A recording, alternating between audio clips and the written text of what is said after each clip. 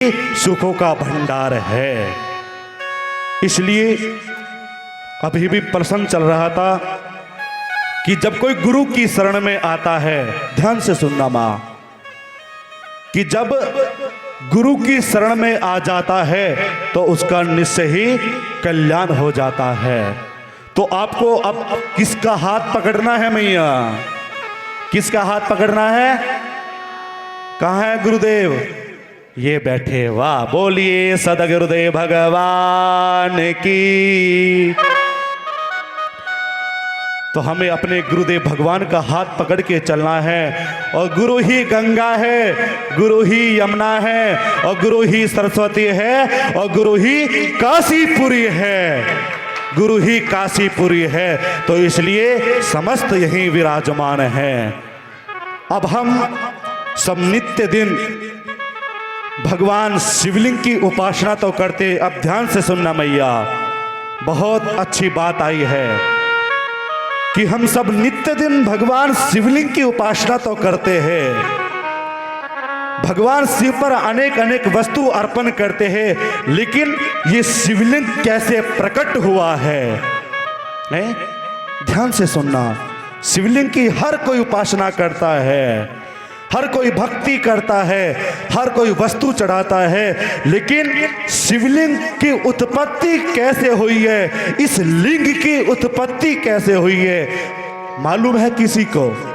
ऐ मैया, किसी आचार्य ने बताया है, किसी गुरु ने बताया है क्या आपको? अब हमारे गुरुदेव बताएंगे। बोलिए सतगुरुदेव भगवान की। इसी प्रकार सूत जी ऋषि कि हे ऋषियों, श्रवण और कीर्तन मनन करने से अशक्त प्राणी यदि शिवजी के लिंगेश्वर की स्थापना करता है, किसकी स्थापना करता है मैया? लिंगेश्वर की स्थापना करता है। आपने देखा होगा कई बार कि सावन के महीने में, फागुन के महीने में ब्राह्मण देवता मिट्टी का शिवलिंग बनाया करते हैं। ध्यान से सुनना, किसका शिवलिंग बनाते हैं? मिट्टी का शिवलिंग बनाते हैं, और उस शिवलिंग को बना करके भगवान शिव का रुद्र अभिषेक करा करते हैं। तो उन्होंने लिंगेश्वर की स्थापना कर नित्य उसका पूजा करे, वह भी इस अपार भव सागर में तर जाता है। ये नहीं कि मंदिर में मान्यता है, नहीं, शिवलिंग को जहां भी बना करके मंत्र द्वारा स्थापन कर देते हैं, वहीं शिव भगवान प्रकट हो जाते हैं, वहीं शिव भगवान प्रकट हो जाते हैं।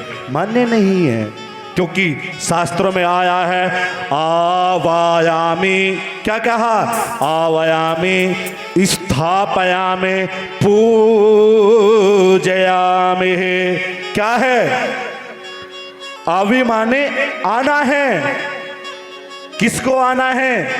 हैं? किसको आना है?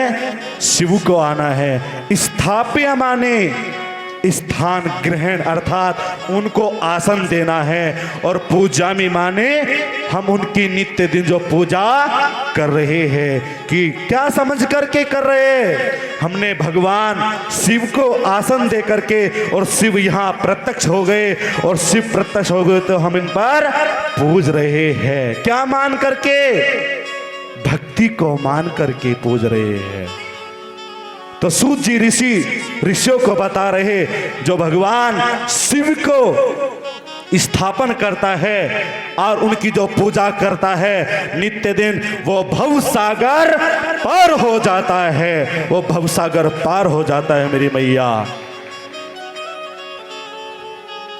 तो मुनियों ने पूछा कि हे सूत जी, यह कैसे है? बेर मात्र से ही सब देवताओं की पूजा कैसे संभव ही सकती है, और लिंगेश्वर के द्वारा शिव जी कैसे पूजे जा सकते हैं? ध्यान से सुनना मां। सूत जी बोले, हे मुनीश्वर, यह स्वयं शिव ने कहा है, किसी अन्य ने नहीं कहीं कहा। श्रीमान, मैंने श्री गुरुमुख से सुना है कि एक शिव जी ब्रह्म रूप और निष्फल, अर्थात कला रहित और कला सहित भी है। जैसे आपने देखा होगा, गुरुदेव ने कल भी कहा था कि जो शिवलिंग की पिंडी के ऊपर आकार बना हुआ है, क्या बना है? हैं? क्या बना है? आकार बना है। काय का? चक्र का, गोल का। क्या बना है? आकार बना है। इस निष्फल मेने का लिंग की प्रधानता होती है, परंतु वे सभी कलाओं में युक्त है, इसलिए शिव का साकार बेर स्वरूप है। क्या? जिस आकार को हम देख रहे बेर के स्वरूप में, जैसे बेर का रूप शिवलिंग की तरह होता है, उसी प्रकार हम उस स्वरूप को देख करके बेर को भी पूज रहे हैं, लिंगेश्वर को पूज रहे हैं, तथा इस आकार और निराकार ही शिव ब्रह्मा संजक भी हो जाते हैं। इसी से लोग उन दोनों स्वरूपों में पूजा करा करते हैं। अन्य देवों को तो नहीं पूजा करते या पूजा करते हैं। मात्र शिवलिंग एक ऐसा देवता है जिसको हम आकार में भी और साकार में भी पूजा करा करते हैं, और अन्य देवताओं को तो मूर्ति मानकर की पूजा करते हैं। लेकिन हमारे भोले बाबा आकार और साकार में होते हैं, इसलिए जो भक्त चाहे वो आकार में पूजे चाहे वो साकार में पूजे, उसे लिंगेश्वर भगवान की अनंत कृपा हो जाती है। बोले लिंगेश्वर भगवान की जय। कि केवल शंकर जी को ही प्राप्त है, इस वेदांत सार का एक प्रणव है। जिस प्रकार से ये अंग कितने तत्वों का है पता है? 5 तत्वों का है। और ये संसार कितने तत्वों का है? 5 ही तत्वों का है। उसी प्रकार भगवान शंकर के मंत्र कितने अक्षरों का है? कितने? पंचाक्षर मंत्र जिसको कहते हैं। देखना कितनी आनंदित बात आएगी, जिसको हम पंचाक्षर मंत्र कहते हैं। कौन सा है पंचाक्षर मंत्र? शिवाय नमः, शिवाय नमः। ये शिवाय नमः पंचाक्षर मंत्र है, और जो इसमें हम ओम को जोड़ते हैं उसमें ब्रह्मांड के संसार के देवी देवता आ जाते हैं। ओम में आ जाते हैं। इसलिए कहते हैं जहां शंकर है वहीं समस्त देवी देवता है। और कहते हैं कहीं मत भटको, किसके रूप में आ जाओ? शंकर भगवान के स्वरूप में आ जाओ। और जो वास्तव में शंकर भगवान के स्वरूप को जान लेता है, उसको कहीं भटकने की आवश्यकता ही नहीं है। इस प्रकार जी सनत कुमार जी ने मंदचर पर्वत पर श्री नंदीश्वर से प्रसन्न किया। क्या नंदीश्वर कौन थे? कौन थे? जो बिंदुक नामक इतने अत्याचारी दुराचारी थे, आज वे भगवान के रूप में पूज रहे। इसलिए जो भक्त अनंत भक्ति करता है तो उसको क्या स्वरूप में? महान पुरुष में गिन लेते हैं, महापुरुष रूप में पूजा करा करते हैं। बोलिए सदगुरुदेव भगवान की जय। तो श्री संत कुमार जी ने नंदीश्वर से प्रसन्न किया कि जिस पर नंदीश्वर ने यह स्पष्ट कहा था कि शिव जी इस प्रकार पूजनीय हैं। कला पूर्ण भगवान शिव का लिंगेश्वर रूप में बेल पूजन लोक सम्मत है। वेद ने उसको आज्ञा दे कि सनत कुमार जी ने लिंगी बेर की उत्पत्ति पूछी तो नंदीश्वर ने कहा कि पूर्व काल में जब ब्रह्मा और विष्णु में युद्ध हुआ, ध्यान से सुनना मां, जब ब्रह्मा और विष्णु में युद्ध हुआ तो उनके बीच में निष्फल शिव जी ने स्तंभ रूप में प्रकट होकर के विश्व संरक्षण किया था।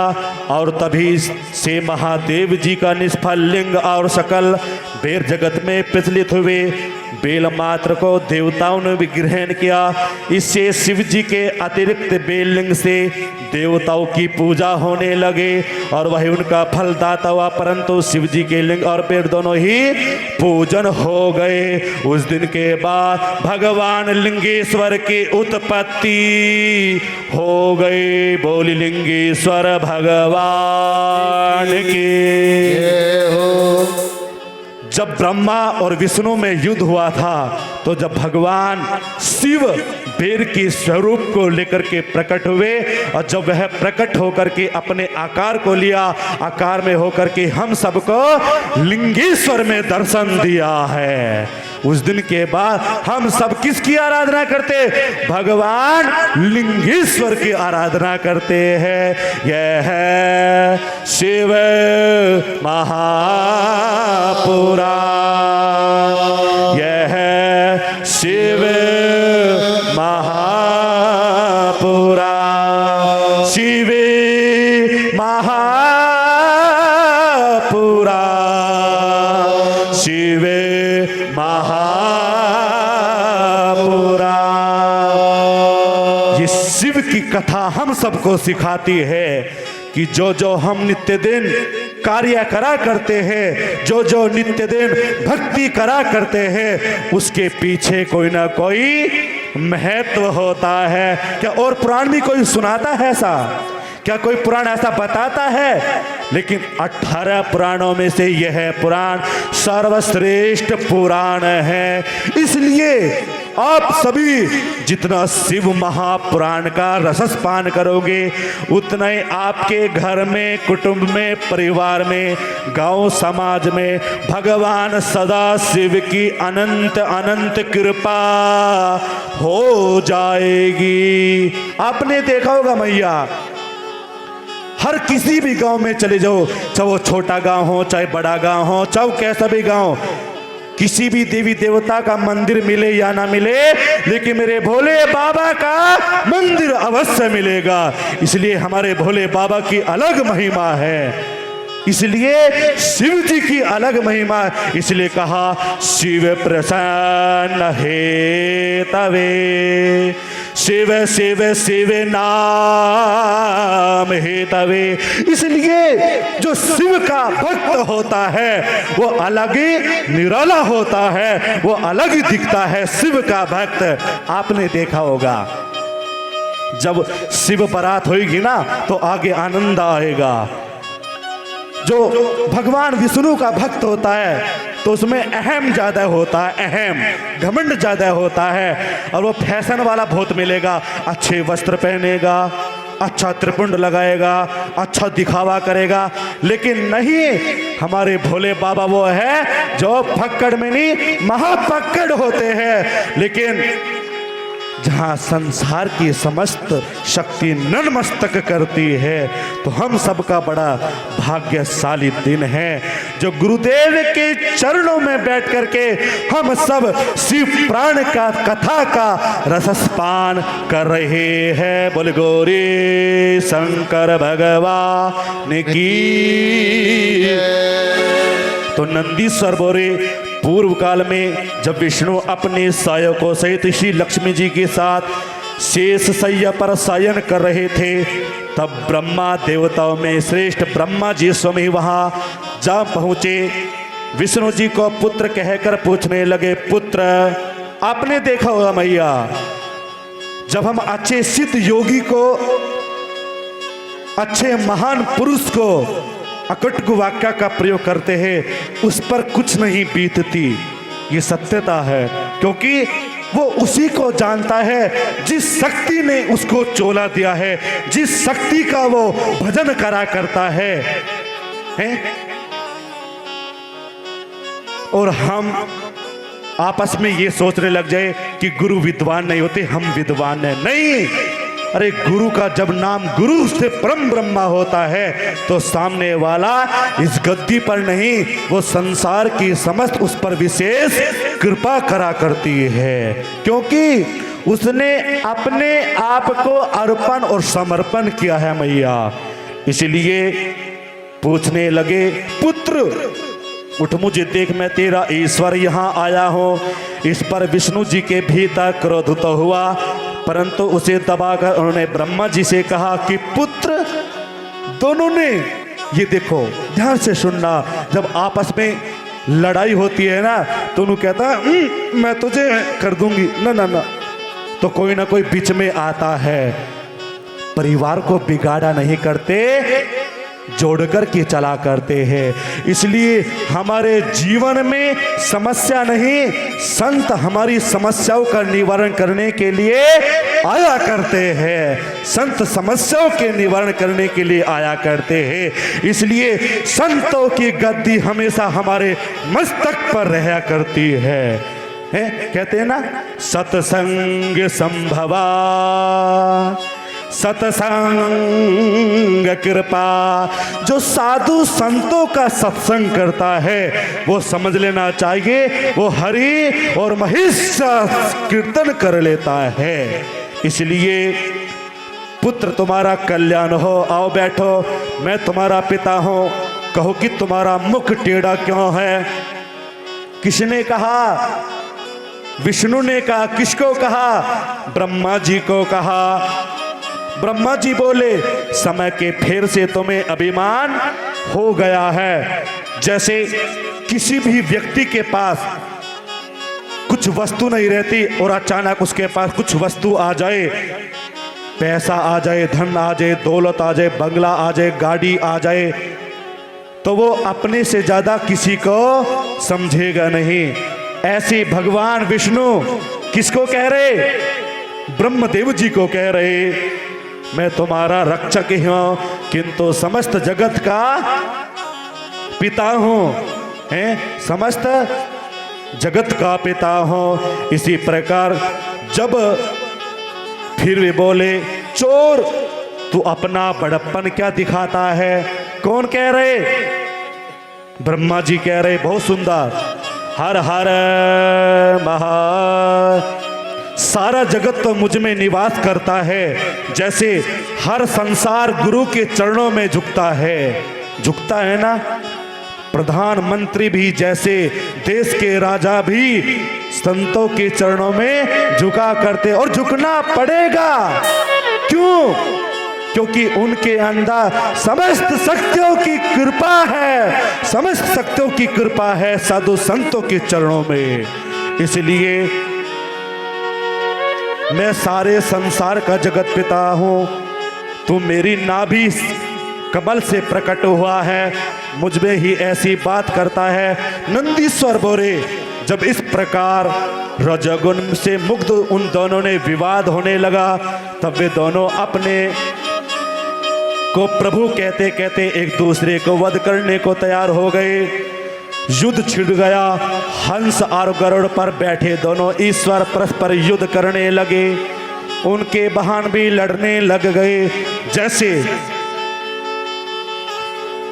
हम अपने गुरु के शिष्य हैं और हमें तो अपने गुरु से अलावा और कोई नहीं चमकेगा, या चमकेगा, क्योंकि हमें पता है कि हमारे गुरुदेव क्या है, हमारे गुरुदेव ने क्या तप किया है, और तप नहीं, हमें एक नया मार्ग दिखाया है, और नया मार्ग नहीं, हमें भगवान के चरणों में जोड़ा है, भगवान के चरणों में जोड़ा है। उसी प्रकार ब्रह्मा विष्णु में तो युद्ध हुआ और उनके वाहनों में भी युद्ध होने लग गया। नहीं, क्यों होने लग गया युद्ध? गरुड़ और पर बैठे दोनों ईश्वर परस्पर युद्ध करने लगे। उनके वाहन भी लड़ने गए। ब्रह्मा जी के वक्ष स्थल में विष्णु जी ने अनेकों अस्त्रों का प्रहार कर रहे व्याकुल कर दिया। इसके कुपति हो ब्रह्मा जी ने भी उनके वक्ष स्थल पर भयानक प्रहार किए। एक दूसरे के प्रति युद्ध में श्रीमत विष्णु जी हाँपने लगे। उन्होंने ब्रह्मा जी पर महेश्वर अस्त्र चला दिया। क्या चला दिया? ब्रह्मा जी पर किसने? भगवान विष्णु जी ने क्या? महेश्वर शस्त्र चला दिया। इससे ब्रह्मा जी को चोट लगे और उन्होंने पशुपति विष्णु के वक्ष स्तर पर आघात किया। पारस्परिक आघातों से देवता लोग अत्यंत घबराए। हमारी सृष्टि शिव जी की है कि इन जिन त्रिशूलधारी की इच्छा के बिना कोई एक दिन का भी इधर नहीं कर सकता। हम लोग शिव जी के पास जाते हैं। ऐसा कहकर देवगण चंद्रशेखर श्री महादेव जी के पास गए। महादेव जी अपने सभा में उमा सहित सिंहासन पर विराजमान थे। कौन थे? भगवान शंकर किसके साथ? मां पार्वती के साथ विराजमान थे। देवताओं ने साष्टांग प्रणाम किया। यह है शिव महापुराण, यह है शिव महापुराण, शिव महापुरा, शिव महापुरा, यह है शिव महापुरा। देवता जाकर के भगवान देवादिदेव के चरणों में साष्टांग दंडवत प्रणाम करने लग गए। महादेव जी को नमस्कार किया और नमस्कार करते शिव जी ने उनसे पूछा, आइए देवतागण, जैसे हम गुरु भगवान के चरणों में जाते हैं या गुरु स्थान पे जाते हैं तो गुरुदेव क्या कहते हैं? आइए प्यारे, आइए मेरे प्यारे, मेरे लाडले। और लाडला भी प्रसन्न हो जाता है और गुरुदेव भी प्रसन्न हो जाते हैं। और ऐसी देवता भी प्रसन्न हो गए और हमारे महादेव भी प्रसन्न हो गए। तो महादेव जी बोले, पुत्रो सब कुशल तो है। जैसे हम कभी घबरा जाते हैं ना कि गुरुदेव हमारे पे ही कार्य नहीं होगा, तो गुरुदेव क्या कहते हैं? सिर पर हाथ रखते, अरे क्यों घबराता, मैं हूं ना, कहते हैं ना गुरुदेव भी। क्योंकि हमें अपने गुरु पर गर्व है। वास्तव में हमें अपने गुरु पर गर्व है। जब हमारी पूनम बहन जी का लड़का अनेक कई साल हो गई और तब भी करा, भगवान शिव की आराधना भी करी और भगवान शिव की कृपा नहीं हो पा रही थी। अचानक पता लगा कि शिकारपुर में कोई नए शास्त्री जी आए हैं और अभी भी शिकारपुर के यहाँ भक्त बहुत बैठे हैं। तो पता लगा और हमारे पास पहुंचे कि यहाँ एक यज्ञ होना चाहिए। किसका होना चाहिए? माँ बगलामुखी का होना चाहिए। और हमने इनको तिथि दे दी, जाइए हम अपने गुरुदेव के चरणों के सेवा से कहते हैं कि आपके यहाँ सप्तमी के दिन यज्ञ होगा और भव्य यज्ञ होगा। और जब हमने इनके यहाँ गुरुदेव के नाम की भक्ति से यज्ञ किया और सही यज्ञ होने के बाद माँ बगलामुखी और गुरुदेव की कृपा हो गई इनके बच्चे पर। यही साक्षात ये प्रत्यक्ष है और आज वो अपनी ट्रेनिंग पर गया हुआ बच्चा है। इसलिए जो गुरुदेव की चरणों की सेवा करता है और भगवान की भक्ति करता है तो उसके जीवन में अंधेर है, लेकिन अंधेर नहीं, प्रकाश अवश्य होगा। और प्रकाश कैसे होगा? गुरुदेव की चरणों की भक्ति से होगा। तो आप सभी ऐसे महान तपस्वी के चरणों में जुड़े। हम विश्वास से कहते हैं, जो हमारे अंदर क्षमता है ना बोलने की, और जो ये वाणी बोल रही, ये हमारे गुरुदेव की वाणी बोल रही। हमारे गुरुदेव का ही संपूर्ण हमारे ऊपर आशीर्वाद है। इसलिए जो आज क्षमता भी है, इस प्रकार महादेव जी ने कहा, आइए पुत्रों, सभी कुशल तो है। तो मैंने सुना कि ब्रह्मा और विष्णु में परस्पर युद्ध हुआ है। किसमें? ब्रह्मा और विष्णु में युद्ध है। तुम लोग बड़े दुखी हो। अच्छा, आप घबराओ मत। जैसे हम कभी परेशान हो जाते तो हम गुरु से कहते थे, गुरुदेव ये काम ऐसा नहीं हुआ, तो गुरुदेव कहते थे, घबराओ मत, ऐसा ही होगा, जैसे आप चाहते हो वैसे ही होता था। ऐसे हमारे भोले बाबा ने कहा, क्या तुम लोग भयभीत ना हो। ऐसा कह करके शिव जी अपने गणों को वहां चलने की आज्ञा दी। किसको? नंदीश्वर भगवान को आज्ञा दी। और किसको दी? भोले बाबा कभी अकेले नहीं चलते, उनके साथ वो भी चलता है। शिवगण भी चले गए, साथ ही स्वयं अपने भद्र रथ पर अरुण को चलने को तैयार हो गए। देवता सहित इनकी उनके साथ हो लिए विष्णु का युद्ध देखने लगे। शिव जी आकाश मंडप में बादलों में छिपकर ब्रह्मा विष्णु का युद्ध देखने लगे। जैसे कोई विद्यार्थी शिक्षा लेता है और गुरु उसको दंड देता है तो दूसरा विद्यार्थी ये देखता कि मुझे दंड ना मिले, या कोई बाहर से आता वो छुप कर के देख रहा है कि गुरु उसको क्यों दंड दे रहे। ऐसे भगवान विष्णु जब ब्रह्मा में युद्ध हो रहा तो भगवान शिव उनको देख रहे। शिव जी ने देखा ब्रह्मा और विष्णु में परस्पर एक दूसरे की बद की इच्छा से महेश्वर और पशुपात अस्त्र का प्रयोग कर रहे। इस रूप को देखकर निष्फल शिव जी ने रह गए और उनका युद्ध शांत करने के लिए महाअग्नि के तुल्य एक स्तंभ रूप में उन दोनों के मध्य में जा खड़े हुए। फिर तो उस महाअग्नि के प्रकट होते ही दोनों अस्त्र स्वयं शांत हो गए। यह है शिव महापुराण, यह है शिव महापुराण, शिव महापुराण, शिव महापुराण। जैसे शिव महापुराण सभी दुखों का निचोड़ है, उसी प्रकार जब उन दोनों में महेश स्तंभ चल रहा था तो भगवान शिव उनके बीच में खड़े हो गए, नहीं तो इस संसार में हाहाकार मचने लग जाएगा। अस्त्रों के शांत हो गए। अद्भुत दृश्य को देखकर ब्रह्मा और विष्णु परस्पर कहने लगे, यह इंद्रियातीत अग्नि स्वरूप स्तंभ क्या है, हमें इसका पता लगाना चाहिए। ऐसा निश्चय कर दोनों वीर उनकी परीक्षा के लिए बहुत ही शीघ्र वहां चले गए। भगवान विष्णु ने शंकर का रूप धारण किया और उसके मूल को देखने के लिए नीचे चले तो ब्रह्मा ने हंस का रूप धारण कर ऊपर गमन किया। विष्णु जी पाताल में बहुत दूर चले गए परंतु स्तंभ का अंत न मिला। क्यों? क्योंकि देव आदिदेव भगवान महादेव की लीला ही क्या है, निराली। बहुत से ये कहते हैं कि भगवान शंकर भांग पीते हैं, ये करते नहीं, वो भक्ति में लिप्त रहते हैं। उसी प्रकार विष्णु पाताल में चले गए, ब्रह्मा अपने हंस के साथ चले गए। किसको कि ये महेश स्तंभ कैसे आया है। तब पुनः दूर चले गए। उधर ब्रह्मा ने आकाश में जाकर के केतकी का फूल देखा। ध्यान से सुनना कि भगवान शंकर पे केतकी का फूल क्यों नहीं चढ़ता।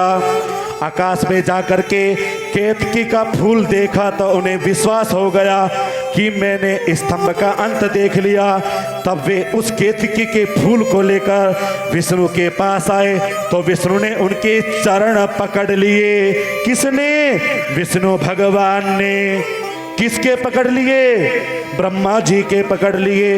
विष्णु की महानता से शिव प्रसन्न हो गए। बोले, हे विष्णु जी। जब विष्णु जी ने अपने अहम को कि अहम संसार में कुछ नहीं होता, तो उसने जब ब्रह्मा जी के चरण स्पर्श किए तो महादेव जी प्रसन्न हो गए। और जब महादेव जी प्रसन्न हो गए तो वहां सुख आता है। हे विष्णु जी, तुम सत्यवादी हो, मैं तुम्हें अपनी समानता प्रदान करता हूं। बोलिए विष्णु नारायण भगवान की, बोलिए ब्रह्मदेव भगवान की, बोल गौरी शंकर भगवान। यह है शिव महापुराण, यह है शिव महापुराण। वास्तव में शिव की कथा ही एक आनंद है और वास्तव में जो शिव को समझ लेता है उसके जीवन में जैसे पूनम जी के लड़के के ऊपर कृपा हुई है, ऐसे ही हर सबके पुत्रों के ऊपर कृपा हो जाएगी। भोले बाबा की, गुरु भगवान की कृपा हो जाएगी। हम विश्वास से कहते हैं आप ज्यादा से ज्यादा जनसंख्या में भगवान शिव के चरणों की कथा का रसपान करें। और हम विश्वास से कहते हैं इस व्यासपीठ से आप प्रार्थना करें और वो प्रार्थना आपकी सिद्ध जरूर होगी, क्योंकि हमने अपने गुरुदेव की और अपनी माँ बगलामुखी की अनंत साधना की है, बहुत साधना की हमने भी अपनी माँ बगलामुखी की। इसलिए आप यहाँ अपनी मनोरथ अवश्य मांगे, क्योंकि देखो किसी भी व्यक्ति की क्षमता नहीं होती वो इस मंच के सामने बोल दे, क्योंकि जब तक उसके इष्ट उसके गुरु की उसके ऊपर कृपा नहीं होती। और हमारे इष्ट भी यही है और हमारे गुरु भी यही है, इसलिए दोनों का संगम यही विराजमान है, इसलिए क्षमता इस वाणी में है। इसी प्रकार नंदीश्वर बोरे महादेव जी ने ब्रह्मा जी पर क्रोध होकर अपने बहो के माध्यम से भैरव को प्रकट किया है। किसको प्रकट किया है मैया? भैरव जी को प्रकट किया है, जिसने नमस्कार कर उनसे आज्ञा मांगी। किसने? भैरव जी ने मांगी। शिव जी ने आज्ञा दी कि तुम अपनी तलवार से ब्रह्मा जी की पूजा करो। मां ध्यान से सुनना।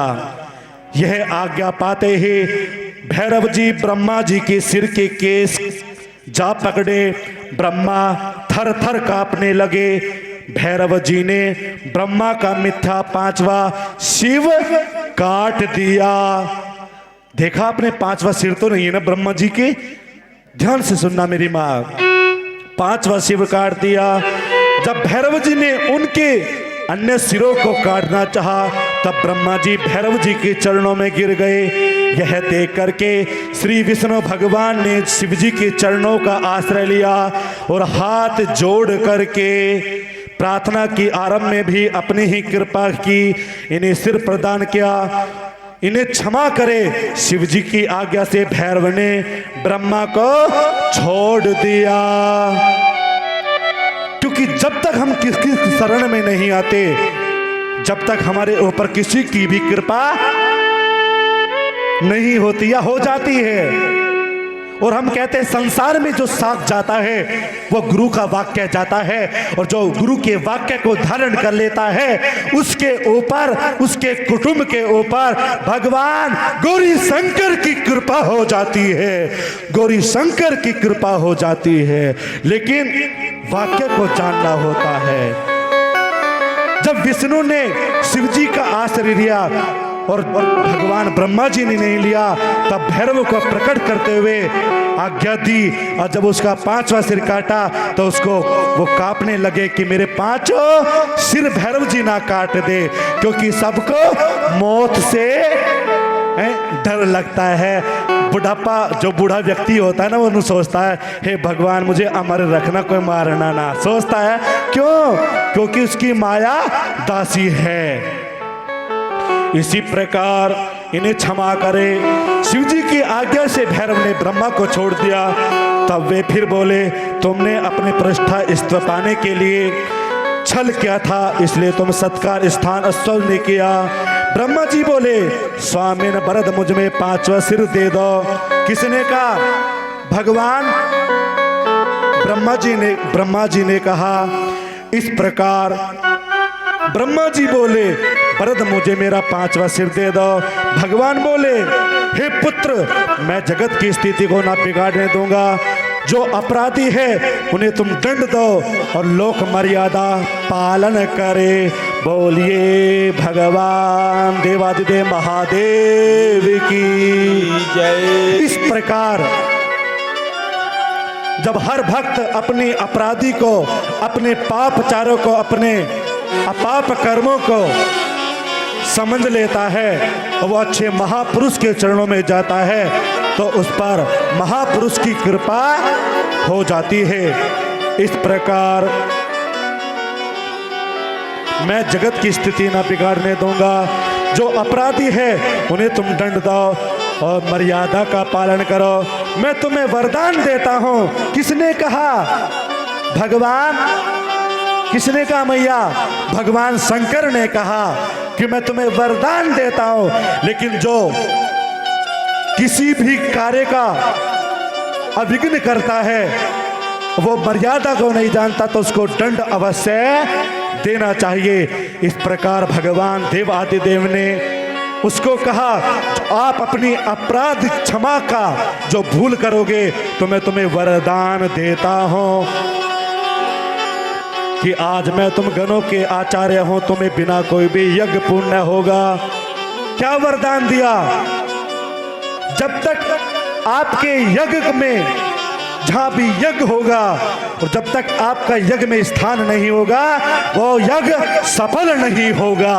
इसलिए आपने देखा होगा कई बार ब्रह्मा यज्ञ के पास ब्रह्मा जी का स्थान दिया जाता है, और जब तक ब्रह्मदेव का संकल्प नहीं होता, जब तक ब्रह्मदेव की पूजा नहीं होती, जब तक वह यज्ञ अधीन माना जाता है। क्या कहते हैं कि यज्ञ रूप प्रभु हमारे भाव उज्ज्वल कीजिए, छोड़ देवे छल कपट को मानसिक बल दीजिए।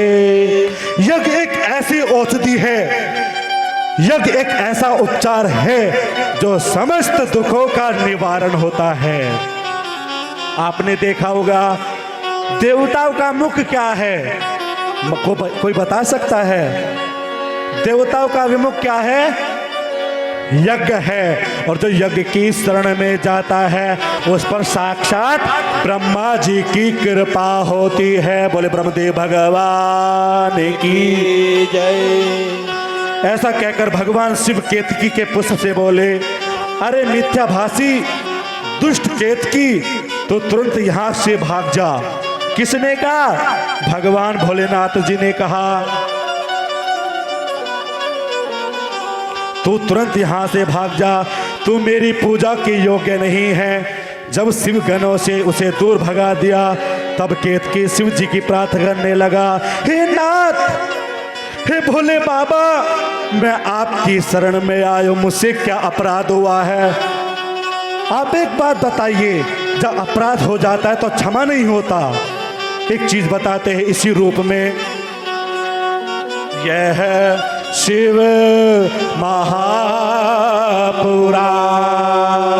यह है शिव महापुराण,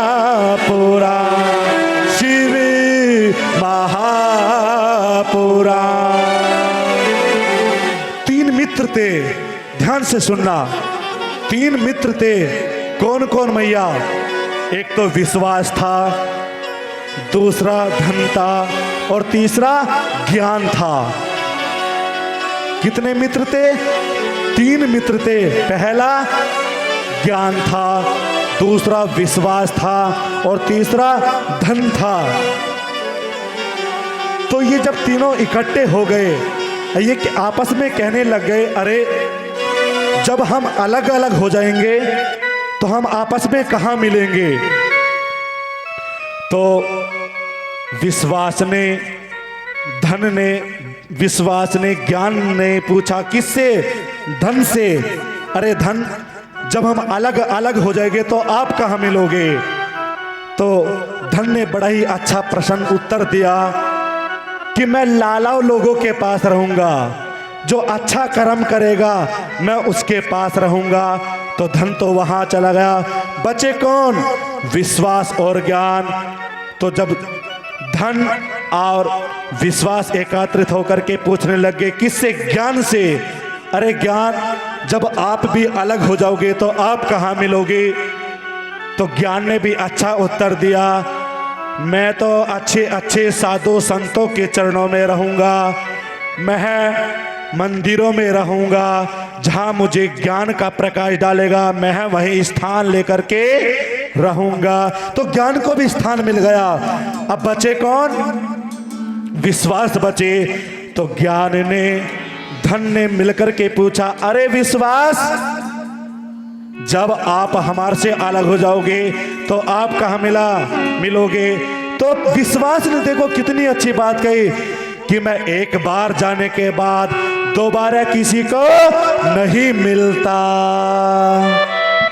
मैं एक बार जाने के बाद किसी को नहीं मिलता, इसलिए विश्वास एक बार बनता है। चाहे वो विश्वास गुरु की भक्ति में हो, चाहे वो विश्वास भगवान की भक्ति में हो, चाहे विश्वास किसी भी रूप में हो। इसलिए एक बार विश्वास को तो भगवान महादेव जी ने केतकी के पुष्पों का, अरे तू मेरी नजरों के सामने से चला जा, ना तो तू अग्नि की भस्म से मिट जाएगा। शिव जी ने ऐसा कह करके वचन मिथ्या नहीं होता, तू मेरे भक्तों के योग्य है। लेकिन हमारे भोले बाबा बड़े दयालु है। जैसे हमारे गुरुदेव का चेहरा भी बड़ा दयालु सा लगता है, देखना बड़े ध्यान से लगता है ना, ऐसा लगता है कि वास्तव में कुछ है। और हमें तो बड़े सौम्य लगते हैं हमारे गुरुदेव भगवान। ऐसे महादेव भगवान भी बड़े दयालु है, बड़े कृपालु है। बोले सतगुरुदेव महाराज की। तू मेरे भक्तों के योग्य है, इस प्रकार तेरा भी जन्म सफल होगा, इस प्रकार तेरा भी जन्म सफल हो जाएगा। तुम मेरी मंडप रचना का शिव मोर तू ही बनेगा। उस दिन के बाद वो केतकी का पुष्प मोर बन गया। बोलिए विष्णु भगवान की जय। क्या बन गया? मोर। और मोर किसका आसन है? कार्तिकेय का, क्योंकि भगवान महादेव जी ने पहले उसको वरदान दे दिया। यह है शिव महापुरा, यह है शिव महापुरा, यह है शिव महापुरा, शिव महापुरा, शिव महापुरा। नमः पार्वती पतये हर हर महादेव।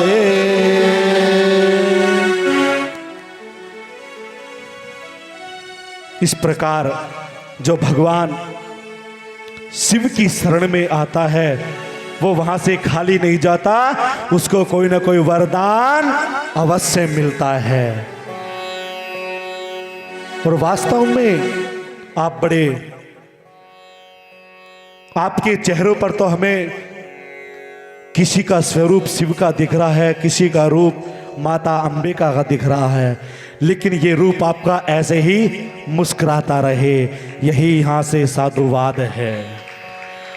क्योंकि साधु आचार्य ब्राह्मण की वाणी से तो एक ही शब्द निकलता है, वो क्या?